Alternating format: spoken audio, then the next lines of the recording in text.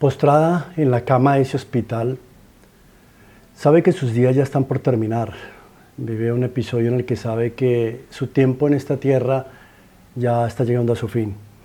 Observa por la ventana, mira ese cielo azul radiante allá afuera en el firmamento, ese sol que alcanza a entrar algunos vestigios de luz a través de la ventana. Un día hermoso, pero en su corazón, en su alma, en sus pensamientos, una nube oscura la tormenta, un peso que carga hace más de 30 años y el que siente que no puede llevar a la tumba. Hay algo dentro de ella que siente que no puede callar, que ya no puede llevar en silencio. Entre respiración y respiración, respirando con dificultad, tomando alguna bocanada de oxígeno que puede entrar a sus pulmones, toma algo de aliento y busca su celular y a través del grupo de WhatsApp, un grupo familiar que tiene, le escribe a su esposo y a sus 4 hijas. Les dice que necesita hablar con ellos. En cuestión de minutos, ahí están, en esa habitación del hospital. Está su esposo, sus 4 hijas, alrededor de la cama. Algunas toman sus manos, otras acarician su cabello. Saben que ella ya está por partir. Muestran una sonrisa algo formada, ficticia, tratando de ahogar las lágrimas ante esa partida. Después de algún silencio y una respiración y otra, ella les cuenta a ellos algo que tiene que decirles. Dice, lo cité porque hay algo que no puedo callar más, que debo confesar. Segundos después, voltea a mirar a su esposo, quien está al lado de la ventana, hacia el lado de la ventana, al lado de ella. Y le dice, amor, ¿recuerdas aquella visita? ¿Recuerdas tantos años atrás, aquel compañero de secundaria que nos visitó? Le dice esta maestra a él, a su esposo, un abogado. Una familia de clase media, con una vida aparentemente perfecta, un hogar perfecto, una familia perfecta. No había ningún problema o traumatismo en ese hogar. Luego de echar por momentos memoria, su esposo recuerda a aquel amigo de la secundaria que tantos años atrás y que después de décadas que no veían, los visitó. Recuerda exactamente que fue en 2 ocasiones y que justamente hicieron un asado en el que compartieron con ese gran amigo de la secundaria que durante tantos años no veían. Ella, luego de un silencio de algunos minutos, porque tenía que esperar a lograr respirar y tomar bocanadas de aire, le confiesa que en esa visita de ese amigo, después de unos tragos de ese asado en el que compartieron y que su esposo recuerda, que los efectos del alcohol y el licor aquella tarde, aquella noche, cuando él, su esposo, se fue a dormir, ella desafortunadamente le dice que tuvo una noche de pasión con ese hombre, con ese amigo de la familia. Parece que su corazón se volvió un témpano de hielo, se enfrió, se volvió un cubo de hielo, siente él, su esposo, como si su corazón se hubiera congelado inmediatamente. Las hijas, las 4 hijas alrededor, guardan un silencio de confusión extraño, se forma un ambiente extraño y misterioso en la habitación. Luego de unos segundos, mientras sus hijas piensan si era mejor que yo hubiera guardado ese secreto o si era mejor que lo hubiera abierto y sacado a la luz, ella voltea a mirar, esta mujer ya muriendo en la habitación de ese hospital, voltea a mirar a una de sus hijas y le dice a la tercera, la mayor tenía 31 años, la que le sigue la segunda 29, la tercera hija 27 años y la menor 25. Voltea a mirar hacia la tercera hija y le dice, casi con lágrimas y con dificultad para respirar, le dice, hija, usted es el fruto de ese error, de esa situación que cometí aquella noche. Esta muchacha quedó con su mente en shock, sus emociones confundidas, y todo el mundo parece que se hubieran vuelto inverso y se hubiera vuelto hacia ella. Ella parece que el pensamiento se le nubló, la mirada se le nubló, parecía escuchar a su madre ya hacia la distancia, algo pasó dentro de ella que la conmovió totalmente. Todas sus hijas, igual las otras 3, quedaron en shock. El misterio rodeaba la habitación. Ella acaba de confesarle a su esposo que esa infidelidad y que esa hija, la tercera, era fruto de esa infidelidad. Empezaron a atar cabos, a recibir respuestas que durante mucho tiempo a preguntas se hicieron, pero que ignoraban. Y ahí entendieron por qué ella, la tercera hija, era tan diferente. Las otras 3 eran trigueñas, más bien de estatura baja, pero ella, la tercera, era una mona, una rubia alta.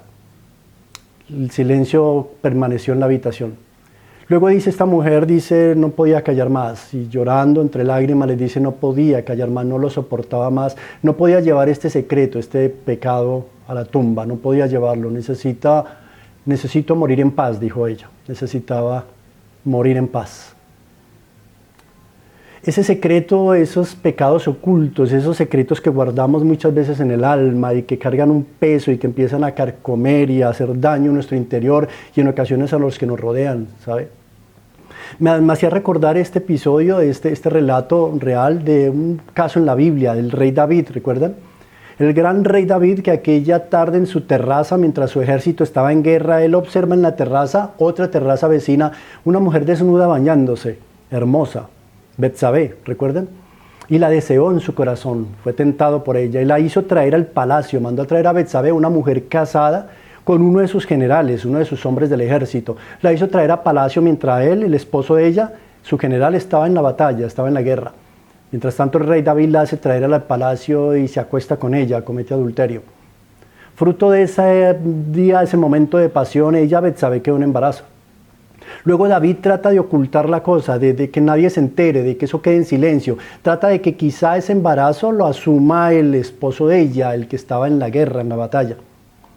Entonces, para acabar de asegurar su plan y de evitar que todo saliera a la luz y quedara en silencio ese pecado que había cometido, dice la Biblia que él hizo poner a este general, al esposo de ella, en la primera línea de batalla. Sabía que ahí moriría con seguridad. Efectivamente, el esposo de ella, Betsabé, murió en esa batalla. David pasaron los días y los meses y él creyó que todo había quedado en silencio, oculto, que nadie se había dado cuenta, que la situación no pasaba de ahí. Pero se le olvidaba que hay un Dios que todo lo ve. Y ese Dios que todo lo ve le reveló al profeta y hizo que el profeta fuera y confrontara lo que David había hecho. Y fue el profeta porque Dios le reveló y le confrontó a David su pecado, lo que había hecho. Dice la Biblia que David entró a su habitación, se encerró, se puso ropa de cilicio, se puso en ayuno y empezó a llorar amargamente. ¿Cómo hubiera deseado devolver el tiempo? Esos errores que cometemos, que hubiéramos deseado devolver el tiempo, pero ya no es posible. Ese pecado lo carcomía. Y ustedes encuentran en Salmos, el Salmo capítulo 32, una confesión de David después de este hecho. Dice, mientras callé, dice David, les estoy leyendo el Salmo 32, dice, mientras callé se envejecieron mis huesos. En mi gemir todo el día, porque de día y de noche se agravó sobre mí tu mano. Se volvió mi verdor en sequedades de verano. Mi pecado te declaré y no encubrí mi iniquidad. Dije, confesaré mis transgresiones a Jehová y tú perdonaste la maldad de mi pecado. Salmo 51 vemos cómo ese David expresa ese error, ese pecado, confiesa su pecado, cómo pide clemencia, misericordia. El Salmo 51 dice, ten piedad de mí, oh Dios, conforme a tu misericordia, conforme a la multitud de tus piedades, borra mis rebeliones. Lávame más y más de mi maldad y límpiame de mi pecado, porque yo reconozco mis rebeliones, dice David en ese Salmo 51. Contra ti solo he pecado. Dice, sigue leyendo el Salmo 51 cuando dice, purifícame con hisopo y seré limpio, hazme oír gozo y alegría, esconde tu rostro de mis pecados, no me eches de delante de ti. Un hombre que expresa la amargura de ese pecado oculto, de ese error, de ese secreto. ¿Sabe? El pecado lo compara la Biblia con la lepra. El pecado es como la lepra, carcome, consume, desgasta, mutila, destruye. El pecado lleva a la muerte. ¿Cuántas veces cargamos un pecado oculto? ¿Sabe? El pecado que cometemos en secreto será descubierto y si sufrimos las consecuencias. Muchas veces no solo nosotros, sino nuestra familia, los que nos rodean. Ese pecado que nos atormenta, nos causa daño de manera individual y familiar, debemos arrepentirnos de ese pecado. La tendencia del ser humano es a ocultar, a esconder, a tapar todo, que no se note, que no lo vean, que no salga a la luz. Lo mismo que hizo Acán, allá en la Biblia, Acán, cuando el Señor les dijo que no cogieran de esos tesoros del enemigo, y Acán fue y cogió el oro, plata, y lo llevó a su carpa, a su tienda, y dice la Biblia que en la mitad de su carpa ya abrió un hueco en la tierra, escondió el oro, la plata, le puso tierra encima, y pensó que todo había quedado oculto y que nadie se había dado cuenta. Pero saben, no hay lugar en la tierra donde usted y yo vayamos, no existe un lugar donde Dios no nos esté observando. El pecado carcome, ¿sabe? La verdad es que nos demos cuenta o no, se den cuenta o no, lo importante es que mientras más lo ocultemos, más carcome los huesos y más endurece nuestro corazón y más causa daño ese pecado oculto. Si has cometido un pecado oculto, hay un pecado ahí que te atormenta día y noche, debes comprender que callarlo es contraproducente, ¿sabes? una parte de la verdad, finalmente esa verdad saldrá a luz. Dice la Biblia en Lucas capítulo 18, capítulo 8, verso 17. Escuche lo que dice, porque nada hay oculto que no haya de ser manifestado, ni escondido que no haya de ser conocido y de salir a la luz. Dice 1 Timoteo 5:24, dice, los pecados de algunos hombres se hacen patentes antes que ellos vengan a juicio, mas a otros se les descubren después. No tiene sentido esconder ese pecado. Hay una solución, hay una salida, hay un remedio, hay una forma de salir de esa esclavitud, de ese tormento que es cuando esos secretos ocultos, esos pecados ocultos. Dice Proverbios capítulo 28, verso 13, el que encubre su pecado no prosperará, mas el que lo confiesa y se aparta alcanzará misericordia. Confiesa tu pecado y apártate de él. Dice la Biblia, mas el que confiesa su pecado y se aparta alcanzará misericordia. Busquemos la misericordia de Dios, confesemos nuestras iniquidades. Igual que el rey David, Señor, he pecado contra ti, mientras cayese envejecieron mis huesos, límpiame de mi maldad, contra ti he pecado. Es que bueno es ir a la cruz, ve a la cruz, reconoce ese pecado, confiesa tu pecado y alcanzarás misericordia. Di la promesa que dice Proverbios 28, 13. El que confiesa su pecado y se aparta, alcanzará misericordia. Ahí está esa misericordia para ti, alcánzala. Confiesa tu pecado, apártate de él. Y no sigas cargando más ese pecado oculto, ese secreto oculto que lo único que hace es carcomer tus huesos y llevarte finalmente a la muerte. Oremos. Señor, gracias. Gracias por el mensaje de tu palabra.